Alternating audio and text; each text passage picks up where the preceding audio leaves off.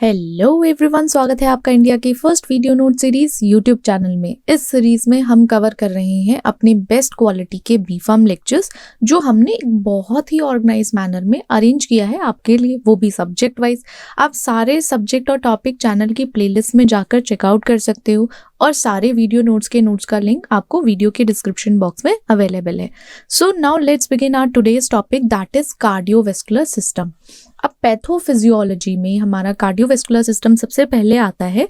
तो सबसे पहले हमें समझना है कि एग्जैक्टली इसमें क्या क्या चीज़ें आती हैं, जैसे डिजीजेस हैं, हमें क्या पढ़ना है। थोड़ा सा पहले ये समझ लेते हैं कि पैथोफिजियोलॉजी में हमें क्या क्या देखना होता है। सबसे पहले हमें स्टडी करना है कॉजेज ऑफ डिजीज, किस वजह से डिजीज जो है वो कॉज होती है। ठीक है, सबसे पहली चीज। और फिर आपका उसका रिएक्शन क्या होता है बॉडी में, ये चीजें हमें ध्यान रखनी है क्योंकि वही आपका पैथोफिजियोलॉजी बनता है। और डिजीजेस के जो प्रोड्यूसिंग कॉजेज है, वो आपका जो कॉज कर रहा है डिजीज आपकी बॉडी में हो गया, बॉडी में रिएक्शन होगा, कोई ना कोई सिम्टम्स शो होंगे। तो हमें एक तो ये चीज समझनी है, ये सब पढ़ना है। आपको एक चीज क्या समझनी है, एक बेसिक पैथोलॉजी समझनी है। ठीक है, एक तो हमें बेसिक पैथोलॉजी समझनी है। देन आपका सबसे पहली चीज, आपको एक बेस नॉलेज होनी चाहिए। बेस लाइन नॉलेज बोल दो, या आप ऐसा समझो कि हमें बेसिक नॉलेज होनी चाहिए कि जिससे कि अगर जैसे medicine practice, although medicine practice नहीं कर सकते बट एटलीस्ट इमरजेंसी सिचुएशन है तो आपको एटलीस्ट कुछ ना कुछ चीज़ें पता होनी चाहिए, बेसिक नॉलेज होनी चाहिए। उसके रिक्वायरमेंट के लिए ये सब चीज़ें हमने पढ़नी होती हैं। ठीक है, अगर जैसे आपका पैथोलॉजी है तो उसमें आपको क्या क्या चीज़ें होंगी। सबसे पहली चीज़ तो हमें क्या क्या पढ़ना पड़ता है, एक तो ईटियोलॉजी आ जाती है। ठीक है, ईटियोलॉजी है। देन आपका पैथोजेनेसिस है।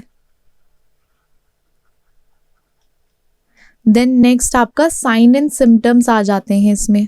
ये हमें एग्जैक्टली सब जगह इंक्लूड करना है। इसको स्टार्टिंग में ही इसलिए बता रहे हैं, इसलिए बता रही हूँ क्योंकि आपको आगे जाके ना प्रॉब्लम ना हो। ठीक है, आपको पता होना चाहिए कि अच्छा ये पर्टिकुलर डिजीज आया, हाइपरटेंशन या कार्डियक हार्ट फेलियर आया है या CHF कंजेस्टिव हार्ट फेलियर आया है, तो आपको पता होना चाहिए कि उस डिजीज के साइन सिम्टम्स क्या है, ईटियोलॉजी और पैथोजेनेसिस क्या है, और उस पर्टिकुलर डिजीज की कॉम्प्लिकेशन क्या हो सकती हैं अगर वो डिजीज हो तो ये तीनों चीजें, बेसिक पैथोलॉजी और आपका डिजीज का कॉज, ये सारी चीजें हमें इसमें पैथोफिजियोलॉजी में पढ़ना है। ये थोड़ा सा हमारा आगे का टाइम इसलिए गया है, ये जो टाइम है ये हमें समझना है कि पैथोफिजियोलॉजी क्यों है, क्या है और क्या करना है हमें इसमें एग्जैक्टली। नहीं तो हम कंफ्यूज रहेंगे। पहली बार सब्जेक्ट आया है, पहली बार एटलीस्ट यू शुड फील कि अगर डॉक्टर, आप एक हेल्थ केयर लाइन में हो या फिर मेडिकल फील्ड वर्क में हो तो क्या क्या चीज़ें आपके माइंड में होनी चाहिए, क्या चीज़ें आपको पता होनी चाहिए। ठीक है, तो स्टार्ट करते हैं। कार्डियोवैस्कुलर सिस्टम में सबसे पहले हाइपरटेंशन आता है। तो हाइपरटेंशन बोल दो, हाई ब्लड प्रेशर बोल दो, ये बहुत कॉमन कंडीशन है, आपने सुनी ही होगी। अगर नहीं सुनी then that's really good, that's really nice. ठीक है, वैसे तो सबने सुनी है hypertension, high blood pressure, BP हाई हो गया, ये सब। तो इसमें क्या होता है, जो हमारा ब्लड है, ठीक है, हमारा ब्लड आर्टरी के अगेंस्ट जो है एक फोर्स लगाता है, लाइक धक्का लगाता है, और वो कंसिस्टेंटली बढ़ता जाता है, धीरे धीरे धीरे धीरे बढ़ता जाता है। तो एक तरीके से प्रेशर लग रहा है, वहां पे प्रेशर पुट कर रहा है हमारा ब्लड का, ठीक है, आर्टरी के साइड में। अब जैसे जैसे टाइम के हिसाब से प्रेशर बढ़ता जाता है, और जैसे प्रेशर बढ़ेगा तो ब्लड वेसल्स डैमेज हो सकती हैं, बहुत सारी कॉम्प्लिकेशन हो सकती हैं। कभी कभी आपने सुना भी होगा या देखा भी होगा, अगर BP बढ़ जाता है तो बहुत सारी हार्ट की प्रॉब्लम्स हो जाती हैं। ठीक है, हार्ट प्रॉब्लम्स में जैसे आपका heart disease, stroke, kidney failures.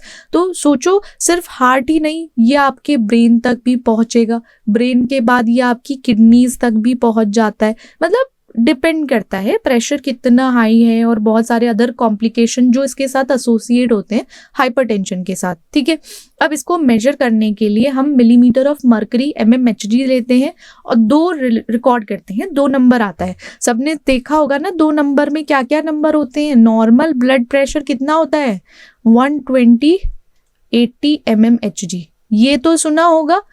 ठीक है, इसमें ये सिस्टोलिक होता है, ये डायस्टोलिक होता है। टॉप नंबर हमारा सिस्टोलिक प्रेशर कहलाता है और ये जो बॉटम नंबर है ये हमारा डायस्टोलिक प्रेशर कहलाता है।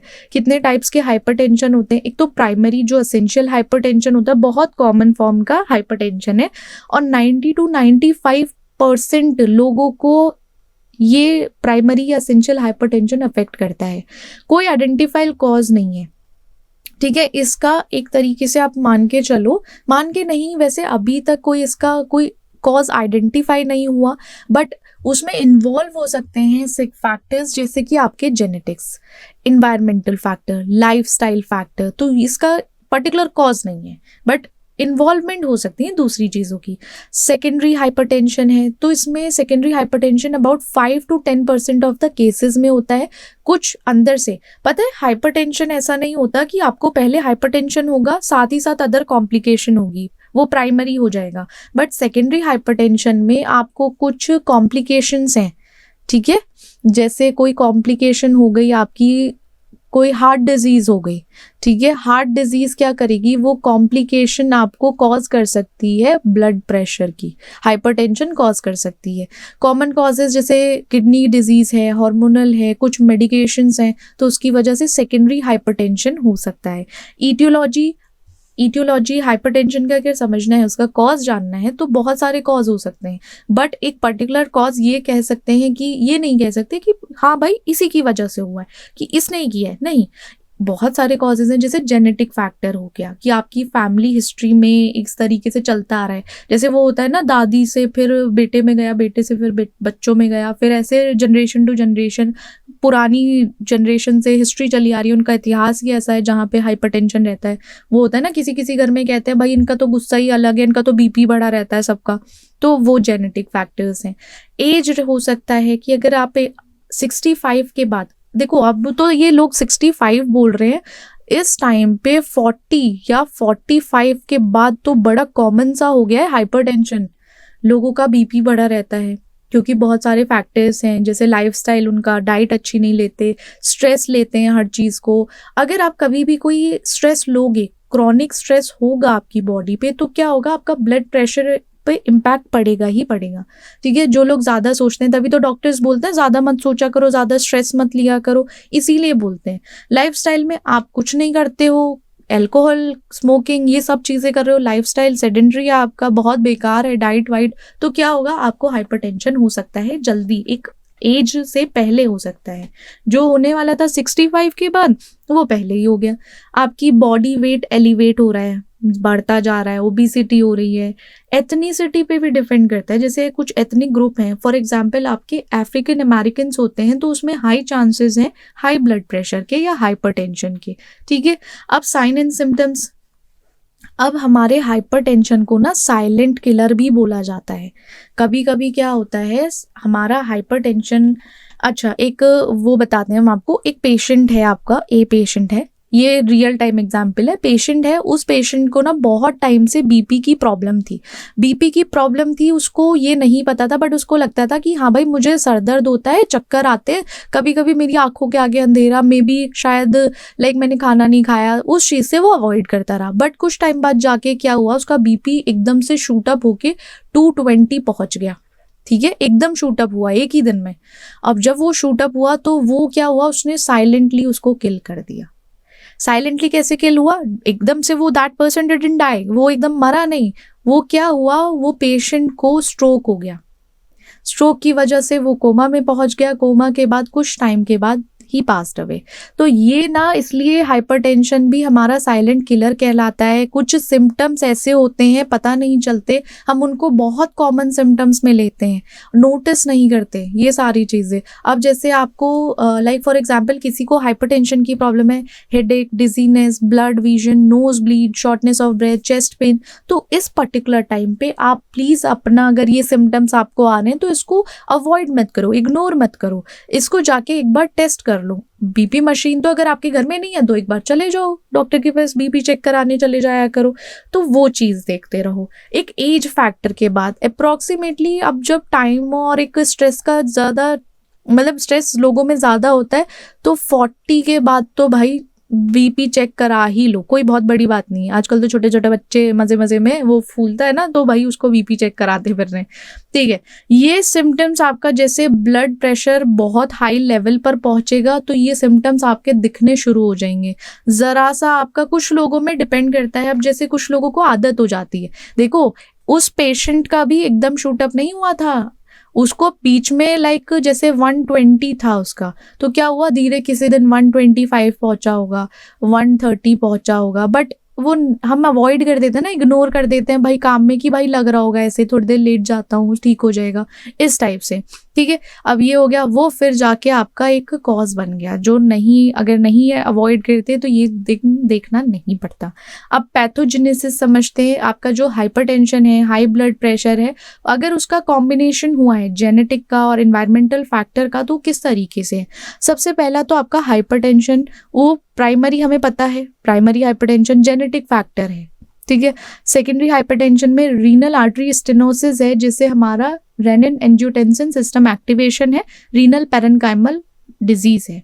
लाइफस्टाइल में आपका डाइट में सोडियम बहुत ज़्यादा है, पोटेशियम बहुत कम है, आप ओबिसिटी के लाइक मारे हो या ओबीज हो, फिजिकल एक्टिविटी नहीं करते, तो ये आपका लाइफस्टाइल फैक्टर में आ जाता है।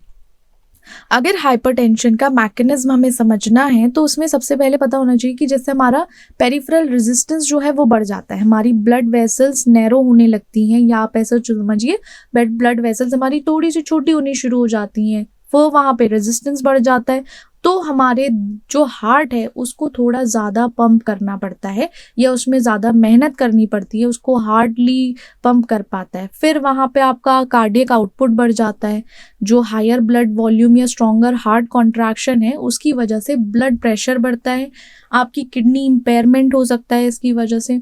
अब उसमें फ्लूइड रिटेंशन है, ब्लड वॉल्यूम बढ़ गया है, न्यूरो हार्मोनल एक्टिवेशन है, तो उस टाइम पे हार्मोन्स जैसे एंजियोटेंसिन 2 है, एल्डोस्टेरोन है, तो ये ब्लड प्रेशर को बढ़ाते हैं, किसे, ब्लड वेसल को कॉन्स्ट्रिक्ट करके और आपके सोडियम को रिटेन करके। तो ये चीज़ें हैं, इसकी वजह से क्या होता है, बीपी हो सकता है, ब्लड प्रेशर या हाइपरटेंशन का कॉज। अब कुछ फैक्टर्स जो हैं जिसकी वजह से सस्टेन करता है high blood pressure. Management treatment देखो, एक तो आपका लाइफस्टाइल अच्छा हो जाए तो बेटर है, उससे आप अपने बीपी को कम कर सकते हो, ठीक है।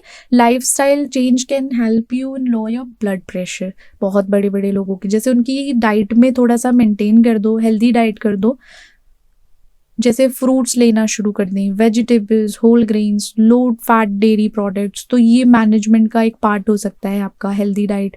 सोडियम का इंटेक कम कर दें, फिजिकल एक्टिविटी में एंगेज। ऐसा नहीं है कि भैया तुमने आज ही फिजिकल एक्टिविटी शुरू की है तो तुम शुरू हो गए जंपिंग जैक के, कि भैया आज ही के दिन पूरा फिजिकल एक्टिविटी निकाल दूंगा, 30 जंपिंग जैक एक बार में। नहीं भाई, ऐसा नहीं करना, धीरे धीरे 5-5 करके बढ़ाओ।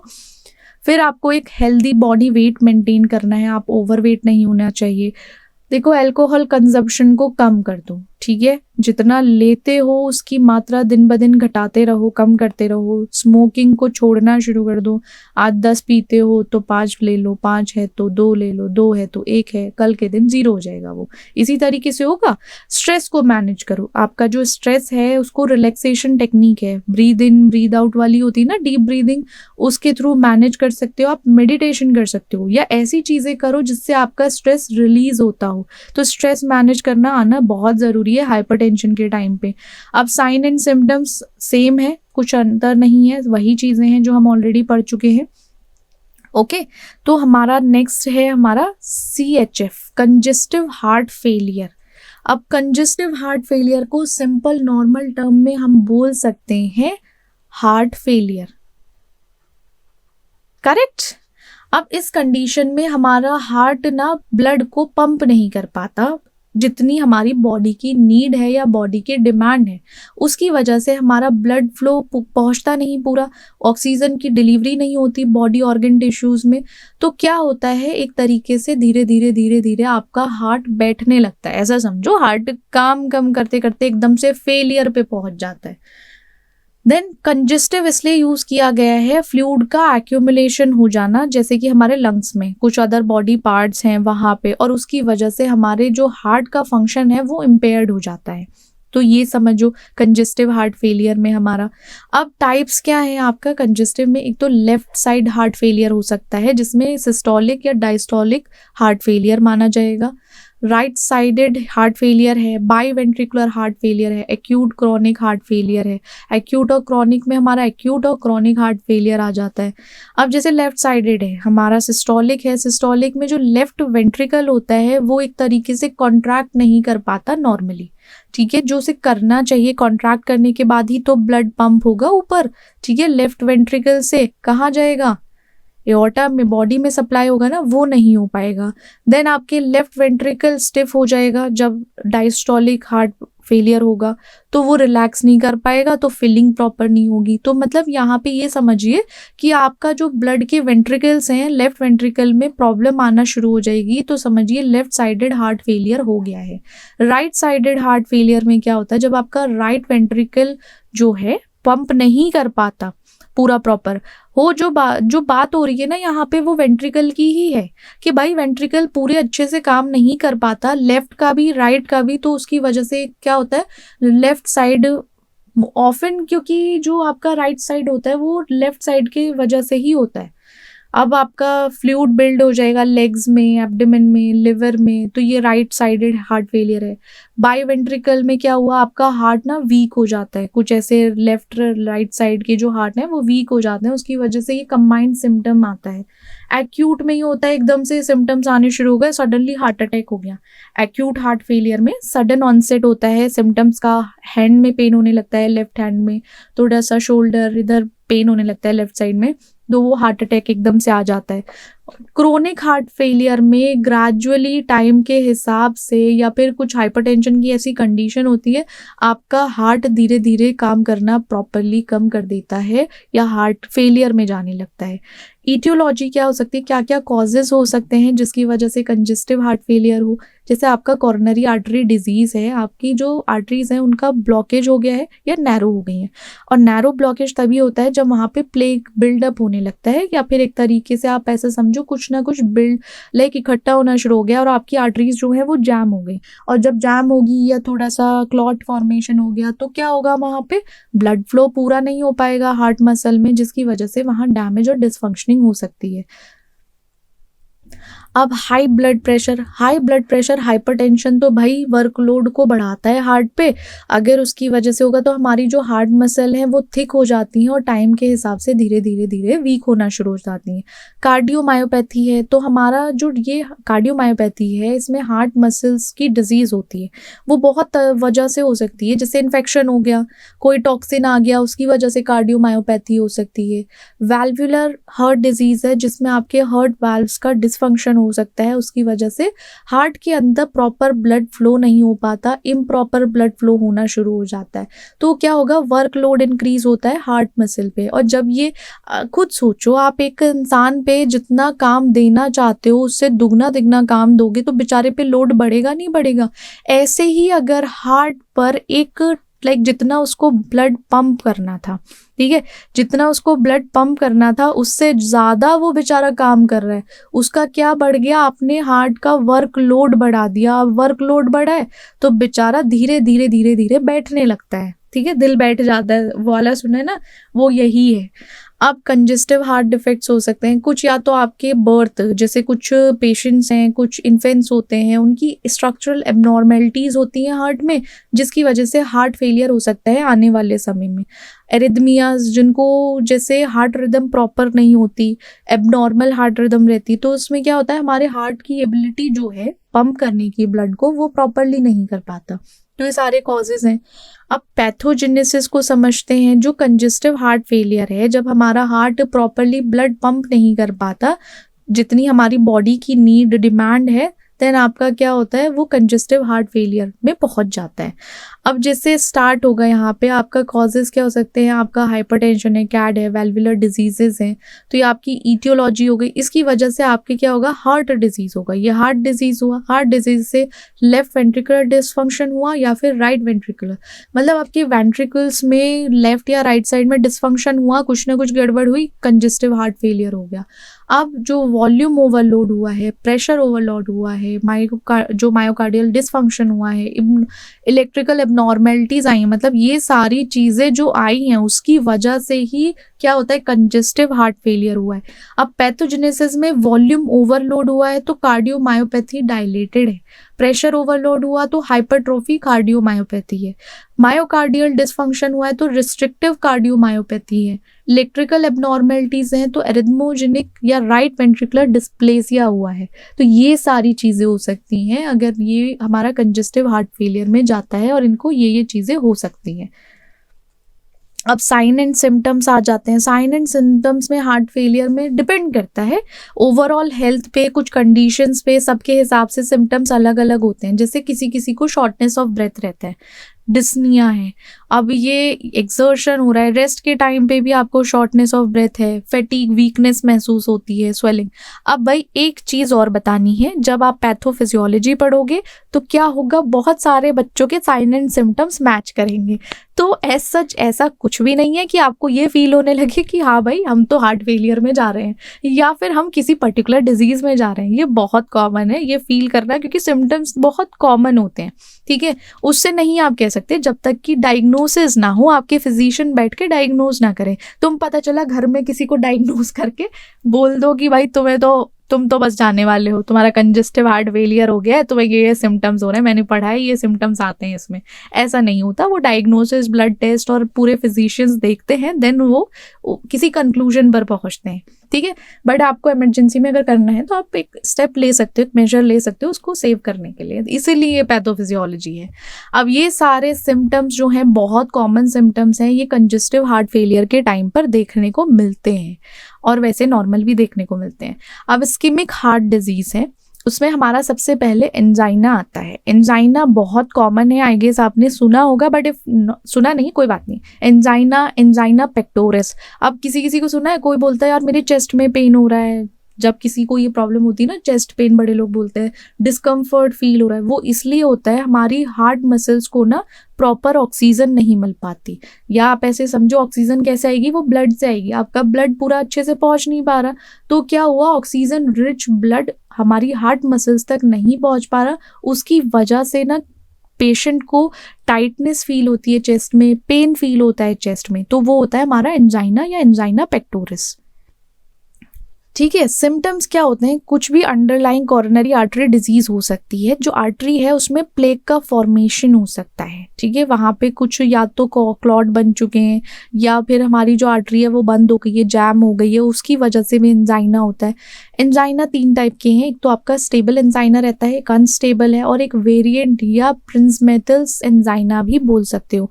स्टेबल एंजाइना एक तो बहुत फिजिकल एक्सर्जन की वजह से होता है, इमोशनल स्ट्रेस, वो होता है ना कि भाई इनको सदमा ना लग जाए, सदमा लग जाता है बहुत लोगों को, तो स्टेबल एंजाइना कॉज हो सकता है, या फिर उनको देखने को पेशेंट में आ सकता है। वो होता है घर के बड़े होते हैं कि भाई इनको सदमा नहीं लगना चाहिए, अब कि पता चला तो माँ के बता दो कि भाई मैं तो लव मैरिज कराया हूँ, और दादाजी को, चलो इस पे मजाक नहीं करना चाहिए, but still I am telling कि ऐसा होता है, उन्हें शॉक या इमोशनल स्ट्रेस नहीं देना चाहिए, अवॉइड करना चाहिए अगर कोई पेशेंट है तो। अब रेस्ट इसमें रिलीफ कैसे होगा, उसमें नाइट्रोग्लिसरीन लगा सकते हैं। नाइट्रोग्लिसरीन एक हमारा क्या है, एंजाइना में मेडिकेशन दी जाती है रिलीफ के लिए, रेस्ट के लिए। अनस्टेबल एंजाइना देखो वो कभी भी हो सकता है, आप वो होता है ना सोते सोते शायद हार्ट अटैक हुआ, वो खत्म हो गए, या फिर इस तरीके से बोलते हैं ना कि दैट पर्सन पास्ड अवे, वो इसलिए होता है क्योंकि अनप्रेडिक्टेबल, कब हो जाए क्यों हो जाए कुछ नहीं पता। और सीवियरिटी ये होती है कि चांसेस होते हैं, हाई रिस्क होता है हार्ट अटैक का, कोई होता है बहुत सोते सोते ऊपर निकल गए, तो उस टाइप से। वेरिएंट एंजाइना होता है, स्पैज़म होता है आपकी कोरोनरी आर्टरी में, अगर आप रेस्ट में भी हो, नाइट के टाइम पे, अर्ली मॉर्निंग के टाइम पे वेरिएंट एंजाइना देखने को मिलता है। ईटियोलॉजी क्या हो सकती है, या तो आपकी कोरोनरी आर्टरीज में प्लेक का फॉर्मेशन हो गया, बिल्डअप हो गया, इकट्ठा हो गया, जाम लग गया, एथेरोस्क्लेरोसिस, या फिर कोरोनरी आर्टरी स्पैज़म होता है, वहाँ पे जो मसल्स हैं आर्टरी वॉल्स के अंदर वो टाइट होने शुरू हो जाती हैं। टेम्परेरी है बट वो कॉज कर सकता है एंजाइना। पैथोजेनेसिस में क्या होता है, अब पैथोजेनेसिस ना बहुत इजी होता है, जैसे स्कीमिया है, स्कीमिया मतलब ऑक्सीजन का सप्लाई या फिर इनसफिशिएंट ऑक्सीजन बोल दो, ठीक है, ये समझ जाना इनसफिशिएंट लिखा है। स्कीमिया मतलब लैक ऑफ ऑक्सीजन बोल दो या इनसफिशिएंट बोल दो, तो सप्लाई और डिमांड के हिसाब से इम्बैलेंस हो जाता है, देन आपका एंजाइना कॉज होगा। स्टेबल में आप ज़्यादा एक्सर्शन कर रहे हो, फिजिकल एक्टिविटी, इमोशनल स्ट्रेस हुआ है, उसकी वजह से स्टेबल एंजाइना हो जाता है। अनस्टेबल रेस्टिंग पोजीशन में आपका प्लेक रप्चर हो गया, इरोजन हो गया, तो क्या होगा, ये हमारा एक्यूट कॉरोनरी सिंड्रोम है, उसकी वजह से हो जाएगा। एक तो ब्लड फ्लो कम हो जाए और ऑक्सीजन की डिमांड पूरी ना कर पाए, ये रीजन हो सकते हैं आपके एंजाइना के। ठीक है, sign and symptoms, chest pain, radiating pain होता है शोल्डर, आर्म्स, नेक, जॉ में। अब भाई देखो, ये कभी कभी क्या होता है, तुम लोग सिम्टम्स, साइन एंड सिम्टम्स देख रहे हो तो कहीं ना कुछ लगा रहे हो, भाई चेस्ट पेन हो रहा है, रेडिएटिंग पेन हो रहा है, मुझे सांस लेने में दिक्कत हो रही है। तो कभी कभी ये फॉल्स अलार्म किससे चेंज हो जाता है, गैस से। गैस बनती है तो गैस बनने के टाइम पे भी ये सारे साइन एंड सिम्टम्स आ जाते हैं। तो ठीक है, खुद कभी डायग्नोज करने बैठ जाओ और भगाते फिर रहे हो, तो ये सारे साइन एंड सिम्टम्स हैं। ठीक है, मैनेजमेंट एंड ट्रीटमेंट में आप हेल्दी डाइट रखो, एक्सरसाइज करो, एक्सरसाइज में एक्सर्शन मत करो ज़्यादा, स्मोकिंग सेसेशन, स्मोकिंग देखो जितनी भी कार्डियोवेस्कुलर, एक चीज़ याद रखना, जो हमारा कार्डियोवेस्कुलर सिस्टम है या कार्डियोलॉजिस्ट होते हैं, वो क्या कहेंगे, कभी भी उनसे बात करके देखना कि अगर हमें कुछ अवॉइड करना है तो क्या अवॉइड करना है। वो आपको डायरेक्ट बोलते हैं आप स्मोकिंग मत कीजिए। ठीक है, बस वो स्मोकिंग को बोलते हैं भाई कि स्मोकिंग मत करो, उसको हटा दो, बिल्कुल लाइफ से रिमूव कर दो अपनी। मेडिकेशन में नाइट्रोग्लिसरीन देते हैं पेन रिलीव करने के लिए, बीटा ब्लॉकर देते हैं हार्ट का वर्कलोड कम करने के लिए, स्टेटिन कोलेस्ट्रॉल लेवल कम करने के लिए, जिससे जो प्लेक फॉर्मेशन हुआ है वो सही हो पाए। Calcium channel blocker blood flow को देखते हैं, और एस्प्रिन जो ब्लड क्लॉट बना है उसको हटाने का काम करता है, मतलब उसको प्रिवेंट करता है कि ना हो। अब जो एसी इनहिबिटर्स होते हैं या फिर आपका ब्लड प्रेशर कम करने के लिए, हार्ट स्ट्रेन को कम करने के लिए पर्टिकुलर मेडिकेशन दी जाती है। ठीक है, ये सारी जो मेडिकेशन है ये इम्पॉर्टेंट मेडिकेशन है जो दी जाती है कॉमनली जब एंजाइना हो। अब आपको मेडिकल प्रोसीजर अगर देखना है तो समझना है इसके बारे में, तो एंजियोप्लास्टी होती है और स्टेंटिंग होती है। स्टेंट डलते हैं जिससे कि वो जो नैरो हो गई है आर्टरीज उसको थोड़ा सा उसको डायलेट कर सके, जिससे कि इजीली ब्लड फ्लो हो पाए। कॉरोनरी आर्टरी बाईपास ग्राफ्टिंग, अब बाईपास की बहुत बात हुई थी, तो एक न्यू पाथवे बना दिया जाता है कि ब्लड फ्लो हो पाए आर्टरीज में वापस से, कि जो ब्लॉक हो गया है अब आप उसको भाई खोल नहीं पा रहे हो, तो एक आपको बहुत फास्ट ट्रीटमेंट चाहिए ना, तो तब क्या किया जाता है, कॉर्नरी आर्टरी बाईपास ग्राफ्टिंग, तो कैबेज मान के चलो। ठीक है, ये इसका शॉर्ट फॉर्म है।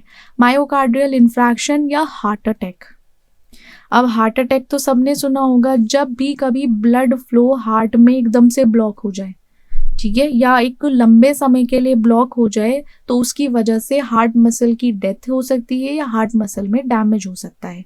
तभी तो वो दिया जाता है, कंप्रेशन किया जाता है हार्ट अटैक के टाइम पे, या हार्ट जब एकदम से स्टॉप हो जाता है, कंप्रेशन इसलिए किया जाता है कि ब्लड फ्लो जो जाने वाला था, अच्छे से पहुंचने वाला था हार्ट को, हार्ट मसल्स तक, वो नहीं पहुंच पाया। एकदम से हार्ट मसल्स तक ऑक्सीजन रिच ब्लड नहीं पहुंचा, और नहीं पहुंचा तो क्या हुआ, वहाँ ये जो मसल्स हैं हार्ट मसल्स ये डैमेज हो गई, या फिर इनकी हार्ट मसल्स की डेथ हो गई, और जैसे ये होता है then heart attack, a patient can't survive. तो ये हो जाता है, तो कंप्रेशन दिए जाते हैं। आर्टरी ब्लॉक हो जाती है एकदम से, आप खुद सोचो जिसमें एकदम ब्लड फ्लो हो रहा है, प्रॉपर जाना चाहिए था, और वो बंद हो गया। ठीक है, ऐसे समझो ढक्कन लग गया, बिल्कुल वहां तक पहुंचा ही नहीं, तो हार्ट मसल क्या होंगी, वो सर्वाइव नहीं कर पाती, हार्ट मसल्स का डैमेज हो जाएगा या डेथ हो जाएगी। अब टाइप में क्या है, ST segment elevation myocardial infection होता है, और नॉन एसटी सेगमेंट होता है। हमने PQRS-ST पढ़ा था। तो सीवियरिटी में सीवियर टाइप का होता है जहाँ पे major coronary artery completely block हो जाती है, बट सीवियरिटी में नॉन एसटी में लेस सीवियर रहता है, ज़्यादा सीवियर नहीं है, बट आर्टरी पार्शियली ब्लॉक रहती है। तो यहाँ पे नॉन एसटी सेगमेंट में पता चल जाता है, तो उस टाइम पे देखा जा सकता है, उसको बेटर किया जा सकता है, ट्रीट किया जा सकता है। देन आपका इटियोलॉजी कॉजेस क्या हो सकते हैं, वही एथेरोस्क्लेरोसिस और कॉर्नरी आर्टरी स्पैज्म हो सकता है। पैथोजेनेसिस, ऑब्स्ट्रक्शन कॉर्नरी आर्टरी में, ब्लड फ्लो प्रॉपर नहीं हुआ, इस्कीमिया हुआ और लंबे समय तक प्रोलॉन्ग्ड इस्कीमिया रहा तो मायोकार्डियल इन्फेक्शन हो गया। देन आपका प्लेक रप्चर हुआ है, थ्रोम्बस फॉर्मेशन हुआ, इस्कीमिया या नेक्रोसिस हुआ, तो ये सारे रीजन हो सकते हैं। साइन एंड सिम्टम्स वही सेम साइन एंड सिम्टम्स रहते हैं जितने आपके जैसे एंजाइना में हैं, वैसे ही मायोकार्डियल इन्फ्रैक्शन में भी सेम ही होता है। Chest pain, radiating pain, shortness of breath, other symptoms. देखो, जब साइन एंड सिम्टम्स लिख कर आओगे, नोजिया वॉमिटिंग मत लिख कर आना भाई। ये तुम लोगों से रिक्वेस्ट है कि ये साइन एंड सिम्टम्स हर जगह मत चिपका के आना। बहुत सारे सिम्टम्स हैं, उनको लिख के आना। चेस्ट पेन है, रेडिएटिंग पेन है, तो ठीक है, वो तो है। नोजिया वॉमिटिंग जहाँ याद नहीं आएगा वहां तो आप लिख के आओगे ही आओगे, इतना तो पता है, ठीक है। फटीग लिखाओगे, ये सब चीजें, क्योंकि डिजीज में फटीग होना बहुत कॉमन है। मैनेजमेंट, आपको इमरजेंसी ट्रीटमेंट देना पड़ेगा, immediate medical attention, oxygen therapy, pain relief, nitroglycerin administration कराया जाएगा। मेडिकेशन में उसको जो क्लॉट फॉर्मेशन हुआ है, ब्लड पे, हार्ट पे वर्कलोड आया है, ब्लड प्रेशर है, उन सबको कम करना पड़ेगा, उनको डिसॉल्व करना पड़ेगा, उसके लिए मेडिकेशन चलेगी। और मेडिकल प्रोसीजर में परक्यूटेनियस कोरोनरी इंटरवेंशन हो सकता है, जिससे कि हमारा एंजियोप्लास्टी, स्टेंटिंग हुआ ना ब्लॉक्ड आर्टरीज को खोलने के लिए, और कैपिच है हमारा, ठीक है। अब एथ्रोस्क्लेरोसिस पे आते हैं भाई। इनमें थोड़ा थोड़ा ही डिफरेंस है, इनके साइन सिम्टम्स ऑलमोस्ट एक जैसे ही रहते हैं, बट कंडीशंस वेरी करती हैं। अब एथ्रोस्क्लेरोसिस एक कंडीशन है जिसमें प्लेक बिल्डअप होता है आर्टरीज में। आपकी जो कॉर्नरी आर्टरीज हैं वहां पे प्लेक बिल्डअप होता है। प्लेक जो होता है वो फैट का बना होता है, कोलेस्ट्रॉल का बना होता है, बहुत सारे अदर सब्सटेंस भी होते हैं जो जाके इकट्ठा हो जाते हैं आर्टरीज में। और आर्टरी में इकट्ठा होने के बाद क्या होते हैं, आर्टरी को छोटा करना शुरू कर देते हैं, वहां पे फालतू का जाम लगाते हैं, आर्टरी को हार्डन कर देते हैं, मतलब थोड़ा वो हो जाएगी, लाइक जैसे सॉफ्टन रहती है वैसी नहीं रहेगी पहले जैसी, और उसकी वजह से क्या होगा, ब्लड फ्लो नहीं हो पाएगा, तो प्रॉब्लम हो जाएगी। अब कॉर्नरी आर्टरी डिजीज है तो क्या होगा, हमारी आर्टरीज हार्ट में ब्लड प्रॉपर सप्लाई नहीं कर पाएंगी। हमारी carotid artery disease, peripheral artery disease और रीनल आर्टरी, मतलब इनमें अगर प्लेक फॉर्मेशन हुआ और वो क्या होगा, प्रॉपर आपका ब्लड फंक्शन नहीं कर पाएंगी।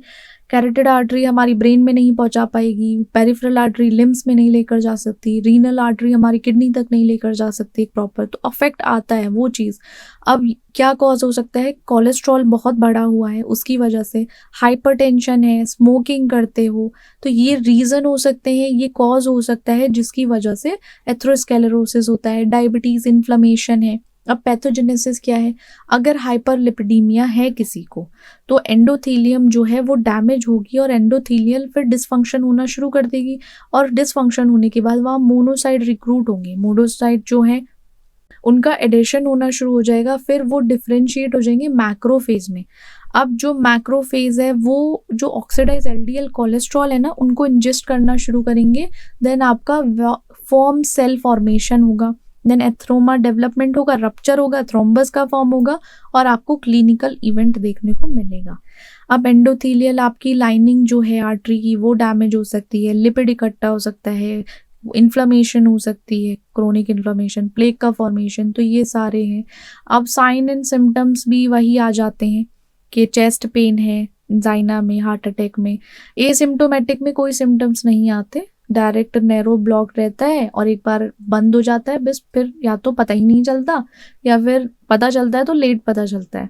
कैरोटिड आर्टरी में इस्कीमिक अटैक है, स्ट्रोक है, लेग पेन हो गया वॉक के टाइम पे, हाइपरटेंशन, किडनी डिसफंक्शन होने लगी, तो ये सारे sign and symptom almost same रहते हैं। आप डाइट में मॉडिफिकेशन कर लो, अपनी एक्सरसाइज करो, स्मोकिंग नहीं करना है बिल्कुल, ब्लड प्रेशर और डायबिटीज़ को मैनेज करके रखो। मेडिकेशन आप इसमें लगा सकते हो, जैसे स्टेटिन है कोलेस्ट्रॉल को कम करने के लिए, एंटीप्लेटलेट आपका जो क्लॉट फॉर्मेशन हुआ है ब्लड क्लॉट उसको नहीं होने देगा, एंटी हाइपरटेंशन में ब्लड प्रेशर कंट्रोल होगा, और डायबिटीज़ मेलाइटस में आपकी शुगर जो है वो मेंटेन रहेगा, मतलब शुगर लेवल। मेडिकल प्रोसीजर्स वही है, एंजियोप्लास्टी, स्टेंटिंग, ओपन करेंगे, जो नैरो आर्टरीज थी उनको खोला जाएगा, सर्जिकल रिमूवल कर सकते हैं प्लेक का एंड्रेक्टोमी में, और बाईपास सर्जरी एक नया पाथवे बनाएंगे जिससे कि आपका ब्लड फ्लो जो है वो प्रॉपर हो सके, ठीक है। तो ये सब कुछ हमने किस में पढ़ना है, कार्डियोवैस्कुलर सिस्टम में, और यही चीज हमारी क्या है, इंपॉर्टेंट है, जो अभी हम पढ़ के आए हैं। ओके राइट, समझ गए ना, इजी पीजी। ओके